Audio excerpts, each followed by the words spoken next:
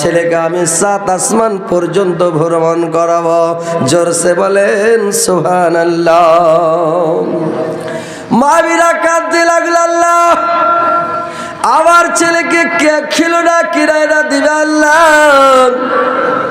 বাজার থেকে আমার ছেলেকে কে খেলনা কিনে এনে দেবে আল্লাহ। আমার এত সুন্দর এত সুরাতগার পূর্ণিমার চাঁদের মতো ছেলে আল্লাহ গো, কে খেলনা কিনে এনে দেবে? আল্লাহ পাক বলছেন, রে আমিনা তোমাকে কাঁদতে হবে না, তোমার বাচ্চার খেলনার দরকার হবে না। যদি খেলনার দরকার হয়ে যায় আমি চাঁদ সূর্যকে খেলনা বানিয়ে দিব, খবরদার তুমি কাঁদবে না আমিনা। এবার দেখি আল্লাহর নবী যখন ভূমিষ্ঠ হয়ে গেলেন, আল্লাহর নবীর একটা ফুফু ছিল, তার নাম ছিল সুফিয়া। সুফিয়া একবারে দৌড়তে দৌড়তে দৌড়তে দৌড়তে চলে গেল কাবা শরীফের কাছে। আর কাবার কাছে গিয়ে আব্দুল মুত্তালিব কাবা শরীফের কাছে ছিল, আর আব্দুল মুত্তালিব কাবার কাছে আছে, আর সুফিয়া চিৎকার করছে, ডাক দিচ্ছে, আর পিছে পিছে দৌড়াচ্ছে, ও আব্বা আব্বা যে, এ যে আব্বা আব্বা আব্বা করে চিৎকার করছে আর দৌড়াচ্ছে। আব্দুল মুত্তালিব ঘর থেকে বের হয়ে দেখছে কি ব্যাপার, কোনোদিন তো আমার বাড়ি থেকে লোকজন আসে না। আর শুবে সাদেকের সময় মানে ফজরের টাইমে অন্ধকার হয়ে আছে পৃথিবী, আর এই অন্ধকারের মধ্যে আমার বেটি সুফিয়ার আওয়াজ, কি ব্যাপার? ঘর থেকে বের হয়ে দেখছে সুফিয়া দৌড়িয়ে চলে আসছে। এবার যখন দৌড়িয়ে এসেছে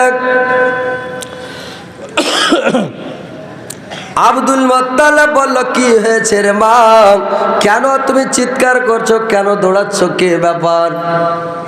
সুফিয়া বলল, আব্বা আমার ছোট ভাই আব্দুল্লাহর বেটা হয়েছে, আমিনার পেট থেকে বাচ্চা হয়েছে। তো সুবহানাল্লাহ, এত সুন্দর, এত চেহারা, এত সুরাত গান, তার চেহারার দিকে তাকা যায় না আব্বা। যে ঘরটাতে ভূমিষ্ঠ হয়েছে ঘরটা একেবারে আলোকিত হয়ে গেছে, ঘরটা একেবারে জ্বলছে আব্বা। ওই ঘরটায় যদি একটা সুই পড়ে থাকে, সূচ পড়ে থাকে তো চিনা যাবে সূচের ছিদ্রতে সুতা ফাঁসার দরকার হলে আব্বা সুতাও ফাঁসা যাবে, মানে এত জোনাক হয়েছে ঘরটা। আব্দুল মুত্তালিব বলল, ঠিক বলেছ রে মা, সত্যিকারী কথা বলেছ। আজকে আমি শুবে সাদেকের সময় দেখলাম যে সারা পৃথিবীটা আলোকিত হয়ে গেল, জোনাক হয়ে গেল, সারা পৃথিবীটা জোনাক হয়ে গেল, আলোকিত হয়ে গেল, বিজলি চমকার মতন চমকে গেল। আমি দেখছি কাবা শরীফের মূর্তিগুলো কেঁপে কেঁপে থরথর করে পড়তে লাগলো, কি ব্যাপার? আমি দেখে চিন্তা করলাম, এরকম কেন, এরকম তো জীবনে দেখি নাই, আজকে সারা দুনিয়া কেন আলোকিত হয়ে গেল? চমচম বিজলি কে চমকাই রে, চমচম বিজলি কে চমকাই রে, ধীরে ধীরে পর্দা ছেড়ে নবী এলেন তাই রে, নবী এলেন তাই রে। আমিনা মায়ের খুশির সীমা নাই, আমিনা মায়ের খুশির সীমা নাই, পূর্ণিমার চাঁদ রাত তিনি কোলে পায়, তিনি কোলে পায়, ফেরেশতারা মোরখা কেন খুরকে আমিনা, দমে দমে মস্তরমে দরুদ সালাম গাই রে, ধীরে ধীরে পর্দা ছিঁড়ে নবী এলেন তাই রে, নবী এলেন তাই রে।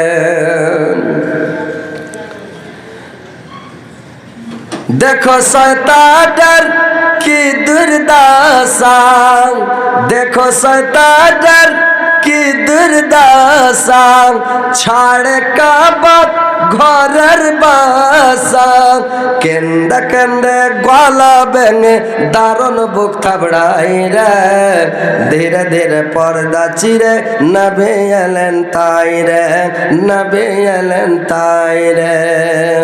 ভাইরে আমার, যেদিন মানে আল্লাহর নবী ভূমিষ্ঠ হয়েছিল সেদিন ইবলিস শয়তান পৃথিবীর শেষ সীমানা বেড়াতে গিয়ে একেবারে মাঠেতে পড়ে গড়াগড়ি করে কাঁদছে আর গলাকে ভেঙে দিয়ে খালি বুক থাবড়াচ্ছে আর গড়াগড়ি করছে আর কেঁদে চলে যাচ্ছে রে ভাই।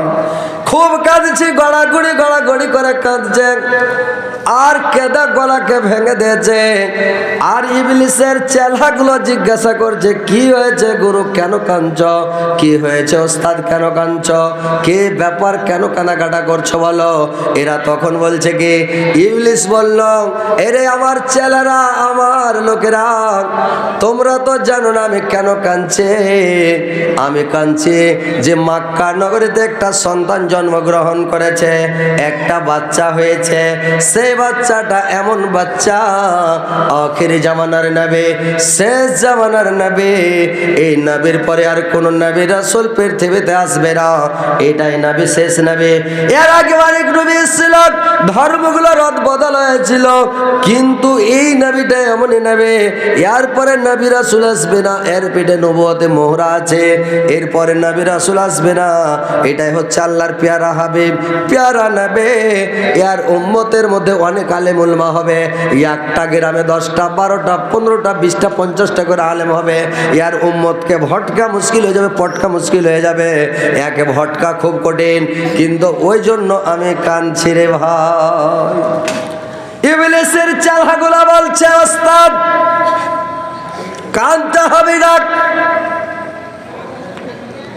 ওর যদি আর উম্মতের মধ্যে একটা গ্রামে 10টা 20টা 50টা করে আলেম হয়ে যায়, কোনো চিন্তা নাই। আপনি কেন চিন্তা করছেন গুরু? একটা লোকের পিছনে দুটা, মানে একটা করে শয়তান কাফে, এর পিছনে 10টা, মানে যদি গ্রামে 20টা 30টা 50টা আলেম হয়ে যায়, একটা আলেমের পাশে 2টা করে শয়তান লেগে যাব, কোনো চিন্তা নাই। একবারে মানে ভটকাতে পারবো, পটকাতে পারবো, কোনো অসুবিধা নাই। এবার তখন ইবলিস খানা বন্ধ করে দিল। ইবলিস তার জিন্দেগিতে 4 বার কেঁদেছিল রে ভাই। তার জীবনে, তার লাইফে, সারা জিন্দেগির মধ্যে 4 বার কেঁদেছিল ইবলিস। একবার কেঁদেছিল কখন? যখন আল্লাহ পাক লানতের তক্ত পরিয়ে দিয়েছিল, আদমকে সিজদা করতে বলেছিল, যখন আদম সিজদা করে নাই তখন একবার কেঁদেছিল। আর দুই নাম্বার কেঁদেছিল যখন ওকে জান্নাত, মানে আসমান থেকে নিচে নামিয়ে দেওয়া হয়। যখন ইবলিসকে নিচে নামিয়ে দেওয়া হয় তখন একবার কেঁদেছিল। 2 বার। 3 নাম্বার যেদিন আল্লাহর নবী জন্মগ্রহণ করা সেই দিন একবার কেঁদেছিল 3 বার। আর যেদিন আল্লাহর নবীর কাছে একটা সূরা নাযিল হয়েছিল, সূরাটার নাম সাবআম মিনাল মাসানি, এই সূরাটা যেদিন নাযিল হয় সেদিন একবার কেঁদেছিল রে ভাই। ইবলিস শয়তান ওর জীবনের মধ্যে 4 বার কেঁদেছিল, খুব গড়াগড়ি করে। আল্লাহ কোরআনের মধ্যে বলছেন, সূরা হিজরের মধ্যে 87 নম্বর আয়াত বলছে কি, ওয়ালাকাদ আতাইনাকা সাবআম মিনাল মাসানি ওয়াল কুরআনাল আযীম। আল্লাহ বলছেন আমি বারবার পড়ে তো 7টি আয়াত দিলাম, ওয়াল কুরআনাল আযীম, এবং আমি তোমাকে 30 পারা কোরআন দান করলাম। 30 পারা কোরআন দিলাম এবং ওয়াল কুরআনাল আযীম। আর তোমাকে আমি বারবার পঠিত সাবআম মিনাল মাসানি, মানে বারবার পঠিত। কোরআনে 114টা সূরা আছে ভাই, একটা সূরা দুবারা নাজিল হয়নি, কোনটা সূরা দুবারা নাজিল হয়নি। সিরিফ কোরআনের মধ্যে একটাই সূরা দুবার নাজিল হয়েছে, একবার মক্কায় নাজিল হয়েছে, একবার মদিনাতে নাজিল হয়েছে। সেই সূরাটা হচ্ছে কি, সূরাটার নাম সাবআম মিনাল মাসানি। সেই সূরাটার একটাই সূরার নাম কয়টা জানেন? কয়টা নাম জি ভাই জানেন? জানেন না? কেউ বলছে সূরাটার নাম 5টা, কেউ বলছে 7টা, কেউ বলছে 13টা, কিন্তু সূরাটার নাম হচ্ছে অরিজিনালে 28টা। সেই সূরাটার নাম হচ্ছে সাবআম মিনাল মাসানি। বললে আপনারা বুঝতে পারবেন না, এইটা হচ্ছে মানে আরবি শব্দ, মানে কথা হচ্ছে কি যে সূরাটার নাম হচ্ছে সূরা ফাতিহা। সবাই বুঝতে পারে সূরা ফাতিহা, আর না হলে সূরা আলহামদ সূরা বললে সবাই খ্যাপাটাপা যত আছে সবাই বুঝে নেবে, ছোট বড় মানে বয়স্ক চাংড়া যত আছে সবাই বুঝবে আলহামদ সূরা। ওই জামাই দেখতে যখন যাওয়া যাচ্ছে তো মুই দেখা দাও, বুঝলেন, লাভে হলে মিষ্টি ডিজেল আলো। তো এরকম জিনিস গেলে একটু ফের জোর হয়, বুঝতে হয়। আর না বুঝতে পারলে ওই জামাই দেখতে যায় ঠগা, নিজে নিজে ঠগা পড়িয়েন না, বুঝতে পারছেন? হ্যাঁ, তো একটু মানে 4 লাখ হয়ে মানে যে বহুগালা খুব বেশি পাটাম পাটাম করে কয়ে দেবে, বা যে বেটা ছেলে পাটাম পাটাম করে কয়ে ওকে পুচ করছেন তো কয়ে দিচ্ছে। এটা বহু দেখতে গেছি তো ওকে যেটাই পুচ করছি করছি, মানে যেটাই কথা বলছে